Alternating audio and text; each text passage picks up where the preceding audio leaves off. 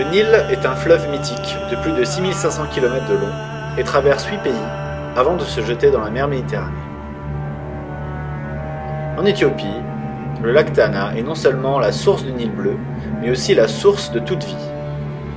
Lors de Timket, l'épiphanie orthodoxe, les croyants se font asperger d'eau en rentrant dans le lac sacré. Suite à un décret britannique datant de 1959, l'Égypte peut prélever plus de 70% de l'eau du Nil et a un droit de veto sur tout barrage en amont du fleuve. En 1970, l'Égypte finit la construction du barrage d'Assouan, qui donnera naissance au lac Nasser.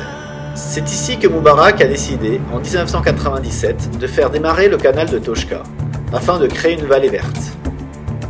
4 fermes voient le jour, toutes étrangères, qui exportent la quasi-totalité de leur production en pompant l'eau du Nil pour arroser le désert. Depuis peu, l'eau se fait plus rare et le lac Nasser a perdu 6 mètres à Abu Simbel. Les arbres engloutis lors de la mise en eau du barrage d'Assouan sont à nouveau visibles. Adel Hakim Mustafa a perdu plusieurs chameaux par manque d'eau. Ici, la température frôle les 55 degrés et l'eau est coupée. Le Nil est aussi un dépotoir à ciel ouvert. Tout y est jeté, déchets plastiques, chimiques, ménagers. Et l'eau des canaux est extrêmement polluée. Les habitants les plus pauvres sont obligés de boire cette eau et les cas de cancer sont fréquents. Comme si ce n'était pas assez, en 2009, l'Éthiopie a décidé de se rebeller contre le vieux décret britannique et a signé un contre-accord avec les pays du Sud. Elle a lancé la construction du barrage du millénaire, qui sera le plus grand barrage d'Afrique et qui fera perdre à l'Égypte pendant 10 ans plus de 10% de débit d'eau.